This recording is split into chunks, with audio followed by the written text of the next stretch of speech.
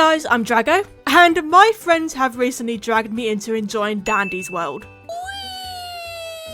Yeah, I'm a little bit obsessed. I mean, look at all these characters you can collect, look at all this mastery you can do. My completionist brain is like on overdrive with this game, and I'm loving it. I absolutely love 100% in game, so I'm like all for doing this in Dandy's world now. And it's so much fun to play with my friends. Now, of course, during playing, I have encountered Lethal Dandy. And honestly, the concept of the design is good, but I feel like there are bits that could be done a bit better. And since Dandy's world is something that has been highly requested for me to look at and do redesigns of, today we are starting that series with Lethal Dandy. So in this video, I'll take you through my process of creating a redesign for Lethal Dandy and how I would have personally made his design. Don't get me wrong, his current design is decent. I just think there's areas where it could be improved. And I'm going to show that to you guys today in this video. So without further ado, let's get on with it. So my general idea for this design was to sort of make him look more like an actual transformation. Because my biggest complaint about the current Lethal Dandy design is that it just kind of looks like Dandy's head has been slapped onto a completely random and unrelated body. It looks a bit disjointed. And so I really wanted to drive home the idea that Dandy has grown, mutated and transformed into this twisted design. And to nail that home, I decided to go for slightly more werewolf-esque anatomy. Because a werewolf very much embodies the idea of transformation. You know, it shows a humanoid person chosen into a more animalistic look, and that's perfect for this kind of design right here. Now, it took me ages to get a pose I liked. I was really struggling to get a good werewolf pose going here, because I wanted to keep the hunchback of Dandy. I wanted to make sure his head was still low down, the back was hunched, and I was struggling to really get that to work with the werewolf anatomy. But in the end, I think I got somewhere where it works quite well. And I ended up actually having one arm raised with the claws ready to add a bit more movement to it. The next part I struggled with was the face. It just took me a while to get an idea of what I liked with it. At first my idea was to have it so his lips were pursed out and there were sharp teeth sticking out. But I feel like it didn't really work. Like, I don't know, I feel like Dandy's design would work better if it played more into his smile. And my friend actually pointed out that I accidentally mimicked the smile of Delilah, who's like Dandy's handler and creator or something. So it works even better there.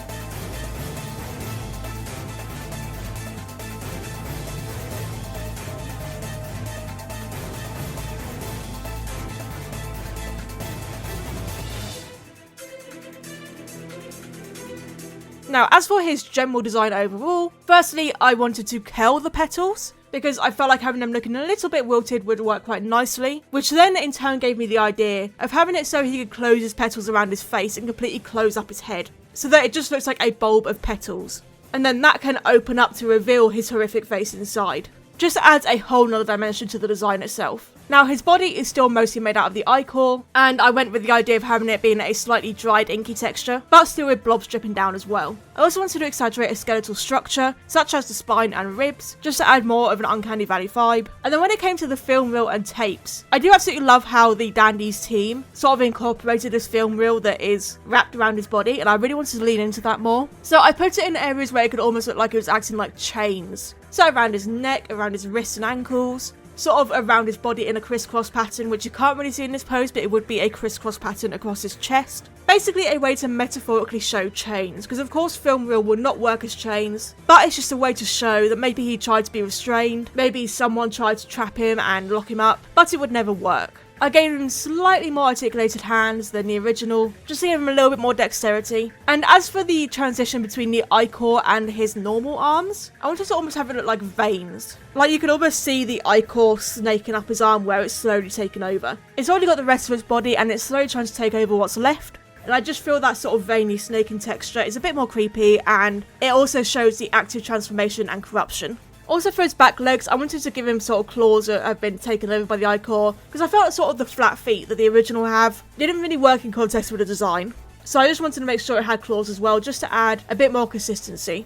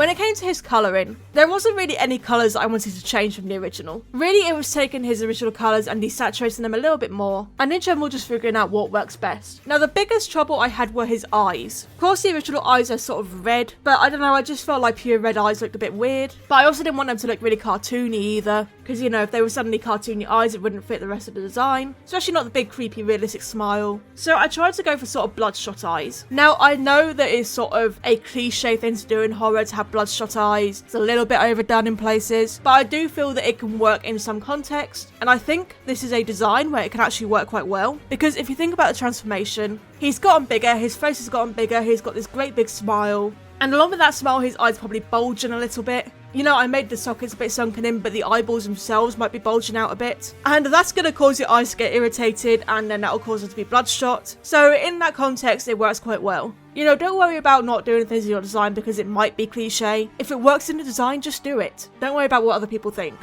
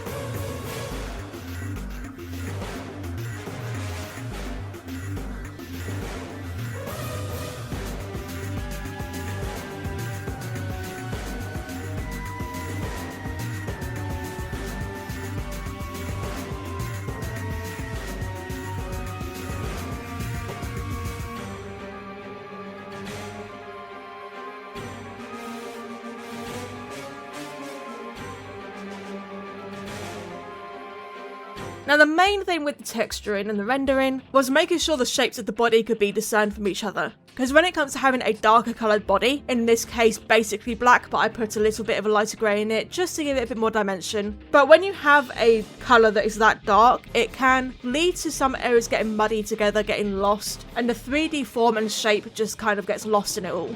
And that's where the texture and rendering is important. So you can make sure each part is designed from each other, so that for example where the legs overlap, you can still see that one is a front leg and one is a back leg. Despite them being very dark colours and basically being the same colour, you can still discern between the two and see that they are separate. Also in this texturing, I wanted to keep the idea of sort of semi-dried ink, so I used a lot of very circular motions and added just more blots of shade.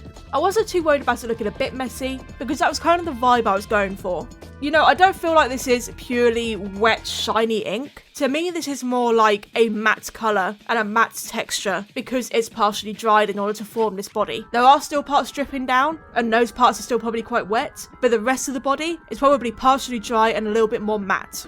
and so this uneven, less shiny texture really drives that home. As for the tapes and film reel, I wanted them to look a bit aged, so I did that by adding a bit of yellow to them. So on each of these sort of white squares of the film reel, I added yellow around the edges and in the middle, because obviously yellowing means aging. And I did the same for the labels on the tapes. I made them a bit more yellow and made them look more aged, as well as doing like really loose scribbles on them to look like writing. Because even if I wrote actual words, it wouldn't be legible, so I might as well make impressions of words instead.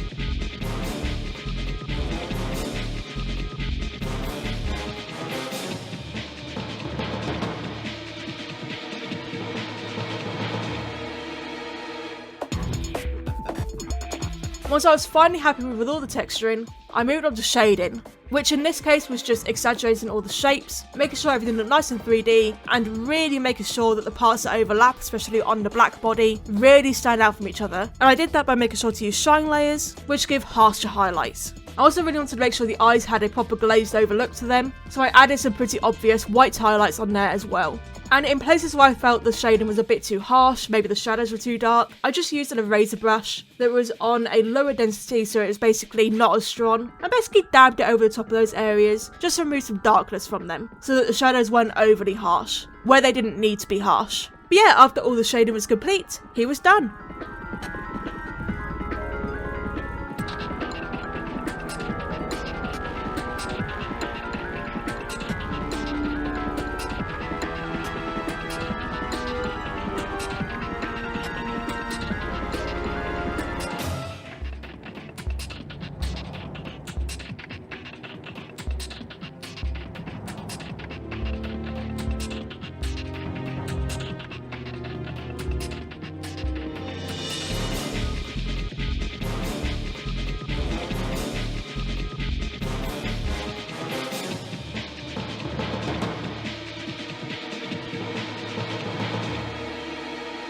And there we have it. That is my idea of what Lethal Dandy could look like. A general redesign that is still faithful to the original, but just improves on some areas here and there. Let me know down below, what do you think of this redesign? And how would you personally change up Dandy's design if you were to do this? I'm curious to hear your thoughts. And if you enjoyed this video, and you want to see more Dandy's World videos, such as redesigning other Twisteds, or even making lethal fonts for those who don't have them yet, then let me know down below as well, because I'd happily continue this as a series. Any excuse to get rid of Ban Ban. Anyways guys, thank you so much for watching. If you enjoyed, maybe leave a like and subscribe, I would really appreciate it. You can hit the bell to turn on notifications and know when I next upload. And also, I will be live streaming every single Friday at 4 PM GMT time. And if you're also interested in gaming videos, then you can check the link in the description to go to my gaming channel, where I also live stream there every Saturday at 4 PM GMT time. A huge shout out to my channel members. Thank you so much for supporting me, I really appreciate you guys. And if you'd like some extra perks, such as custom emojis, custom badges next to your name, being able to watch videos early, and exclusive member only content, then make sure to click the join button down below to become a channel member. And once again, thank you guys for your support. But anyways, once again, thank you so much for watching, and I hope to see all you wonderful people in the next video. Bye!